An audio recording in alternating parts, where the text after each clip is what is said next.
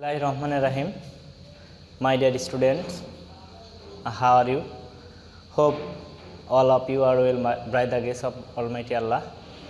I am also well. This is class 8, subject English. My topic name is transformation of sentences. At first, we have to know what is transformation. খেয়াল করো বোর্ডে লেখা হয়েছে অর্থের পরিবর্তন না করে সেন্টেন্সের একটি ব্যাকরণগত রূপ থেকে অন্য একটি সেন্টেন্সে পরিবর্তন করাকে ট্রান্সফরমেশন অফ সেন্টেন্স বলে। অর্থাৎ একটা সেন্টেন্সকে অন্য আর একটা সেন্টেন্সে পরিবর্তন করব, বাট সেখানে মূল যে অর্থটা তার কোনো পরিবর্তন হবে না। এখানে আমাদের কয়েকটা নিয়ম ফলো করতে হবে, যেমন affirmative two negative, negative two affirmative, assertive two exclamatory, exclamatory two assertive, এরকম কয়েকটা ট্রান্সফরমেশন আমাদেরকে করতে হবে। সো আজকে আমি তোমাদেরকে অ্যাফার্মেটিভ টু নেগেটিভ এটা কিভাবে পরিবর্তন করতে হয় সেটা একটু শেখাবো। রুল নাম্বার 1,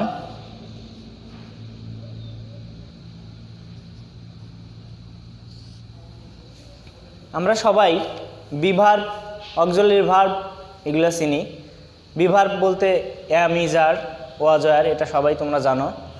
এই বিভার্বযুক্ত একটি সেন্টেন্সকে, একটি অ্যাফার্মেটিভ সেন্টেন্সকে আমরা নেগেটিভ করতে পারি। সেক্ষেত্রে যদি বিভার্ব থাকে, বিভার্ব, সেই বিভার্বযুক্ত একটি সেন্টেন্সকে কিভাবে আমরা নেগেটিভ করতে পারি, সেক্ষেত্রে বিভার্বের পরে আমাদের শুধু একটা নট লিখতে হবে।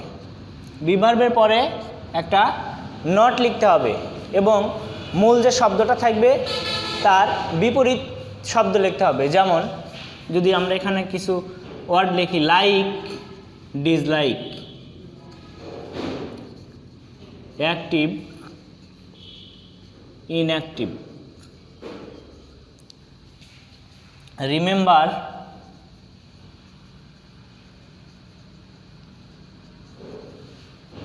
ফরগেট,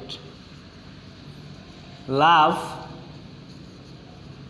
হেট, পাংচুয়াল, লেট, অনার,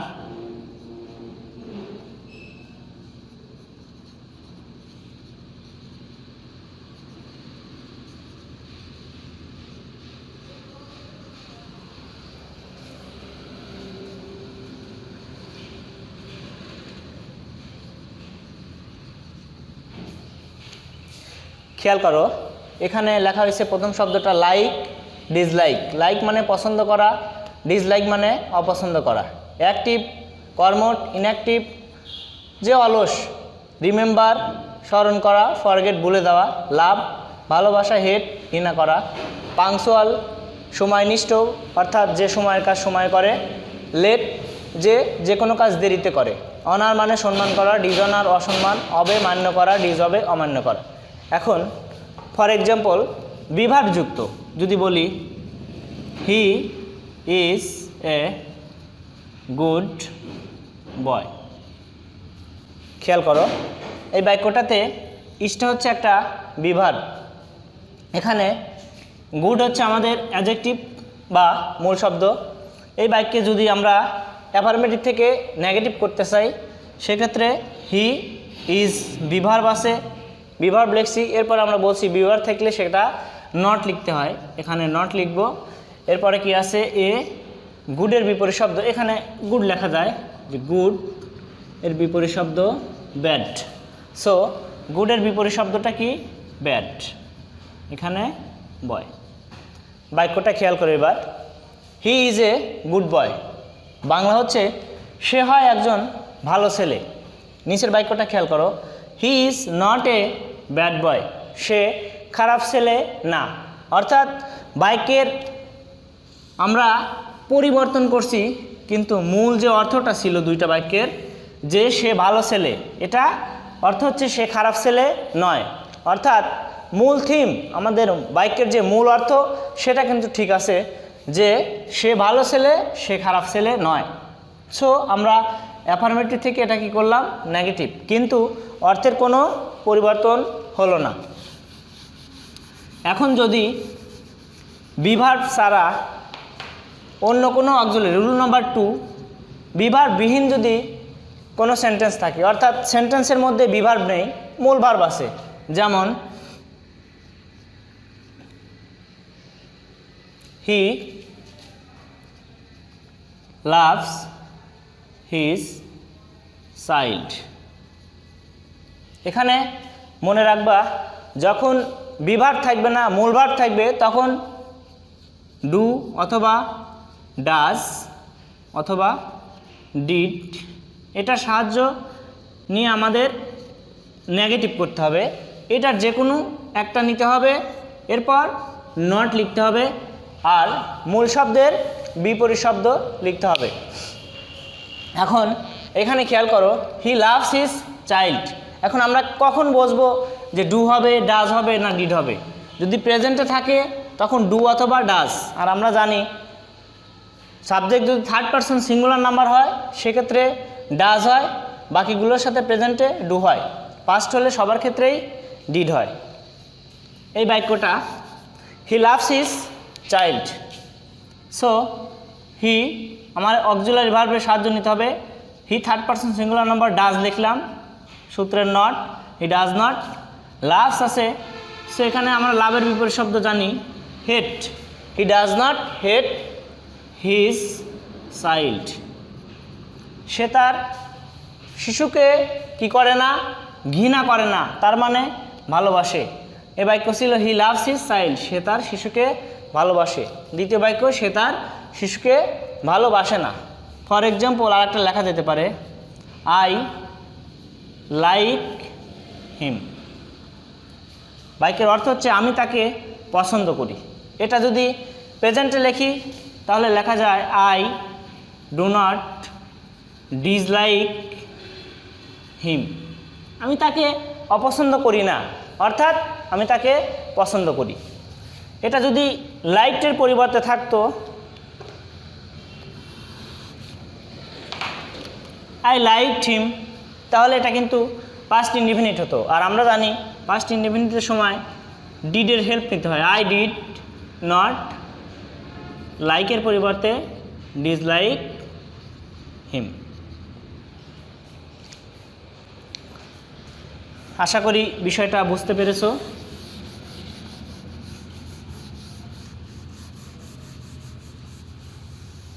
এরপরে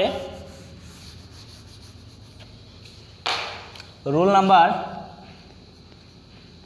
3, এখানে অনলি যুক্ত কোনো সেন্টেন্সকে অনলি অথবা অ্যালোন, অ্যালোন মানে একা, অনলি মানে শুধুমাত্র। এখন অনলি বা অ্যালোন যুক্ত কোনো সেন্টেন্সকে, অর্থাৎ অ্যাফার্মেটিভ সেন্টেন্সকে আমরা যদি নেগেটিভ করতে চাই, সেক্ষেত্রে অনলি দ্বারা 3টা জিনিস বোঝাইতে পারে। অনলি বা অ্যালোন দ্বারা 3টা জিনিস বোঝাইতে পারে। নাম্বার 1, ব্যক্তি, বস্তু, সংখ্যা। এখন ব্যক্তি হলে কি লিখতে হবে, বস্তু হলে কি লিখতে হবে, সংখ্যা হলে কি লিখতে হবে, সেটা এখন তোমাদের শেখাবো। যদি ব্যক্তি হয়, অনলি বা অ্যালোনের পরিবর্তে ব্যক্তি বসাইলে সেক্ষেত্রে নান বাট। বস্তুর ক্ষেত্রে নাথিং বাট। সংখ্যার ক্ষেত্রে বা বয়সও হতে পারে, বয়স বা সংখ্যা একই জিনিস। বয়স বা সংখ্যার ক্ষেত্রে নট মোর দেন অথবা নট লেস দেন। এখন যদি আমরা এটা উদাহরণের সাহায্যে দেখি, তাহলে একটা বাক্য লিখি, অনলি আল্লাহ ক্যান হেল্প আস। এই বাক্যটার বাংলা হচ্ছে শুধুমাত্র বা একমাত্র আল্লাহই আমাদের সাহায্য করতে পারেন। তাহলে অনলি দ্বারা এখানে কাকে মিন করছে? অনলিটা মিন করছে আল্লাহকে। আমরা বলছি যদি অনলি দ্বারা ব্যক্তি বোঝায় তার পরিবর্তে কি লিখতে হয়? এখানে দেখো নান বাট, সো অনলির পরিবর্তে লিখব নান বাট। এখানে কি আছে? আল্লাহ ক্যান, পরবর্তীতে যা আছে তাই হবে, help us. Only Allah can help us, শুধুমাত্র আল্লাহই আমাদের সাহায্য করতে পারেন। এটার মানে হচ্ছে none but Allah can help us, Allah ব্যতীত কেউ আমাদের সাহায্য করতে পারেন না। অর্থাৎ বাক্যের মূল থিম বা মূল কথা কিন্তু একই আছে। আশা করি বিষয়টা বুঝতে পেরেছ। এবার যদি বস্তু বোঝায় সেক্ষেত্রে আমরা কি লিখব? Nothing but. খেয়াল করো, I have only a computer. আমার শুধুমাত্র একটা কম্পিউটারই আছে। অনলিটা দেখো এটা মিন করছে কম্পিউটারকে, আর কম্পিউটার শব্দটা কিন্তু অবশ্যই বস্তুবাচক। সো বস্তুবাচক হলে আমরা জানি অনলির পরিবর্তে কী বসে? Nothing but. I have nothing but a computer. অর্থাৎ অনলিটা মিন করছে কাকে? কম্পিউটারকে। কম্পিউটার একটা বস্তু, সেক্ষেত্রে আমরা বস্তুর পরিবর্তে কি জানি? Nothing but. সো এখানে লিখছি অনলির পরিবর্তে নাথিং বাট, বাকি সব কিছু ঠিক থাকবে। এরপরে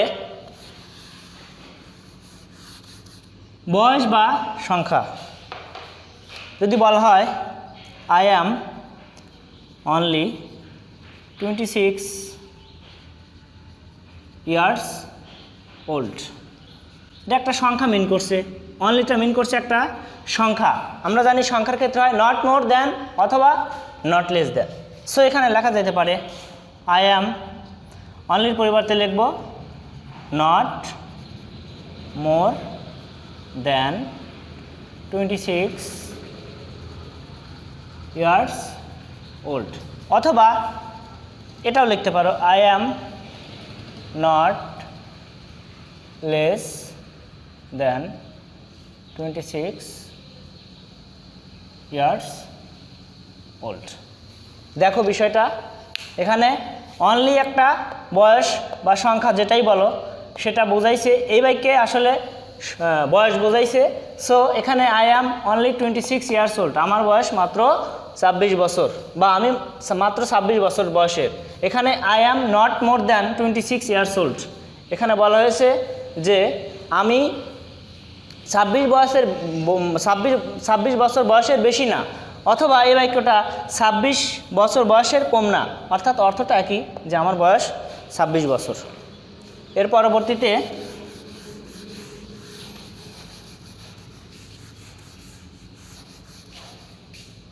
রুল নাম্বার 4,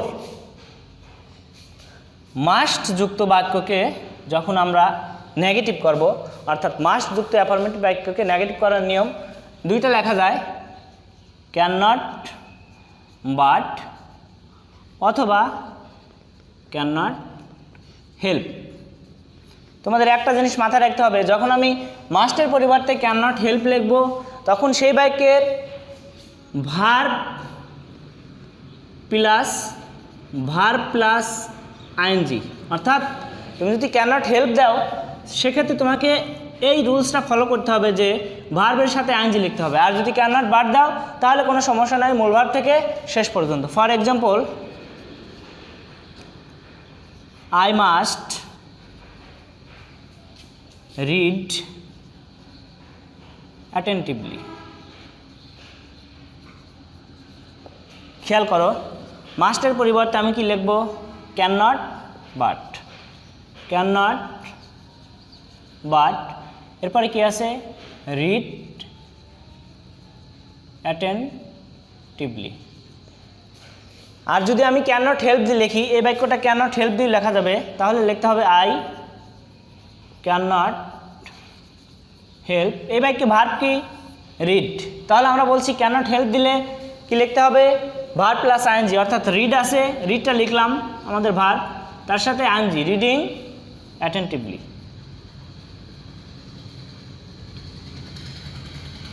সো আজকে মোটামুটি আমরা ট্রান্সফরমেশন অফ সেন্টেন্সের অ্যাফার্মেটিভ থেকে নেগেটিভ করার 4টা রুলস বা নিয়ম যেটাই বলো সেটা শিখলাম। আশা করি তোমাদের ক্লাসটা ভালো লেগেছে। তোমরা বাসায় নিয়মিত এগুলো প্র্যাকটিস করবে। আমাদের যেহেতু অনলাইন ক্লাস শুরু হয়ে গেছে, তোমরা অবশ্যই আমাদের ক্লাসগুলো দেখবা আর বাসায় নিয়মিত পড়াশোনা করবে।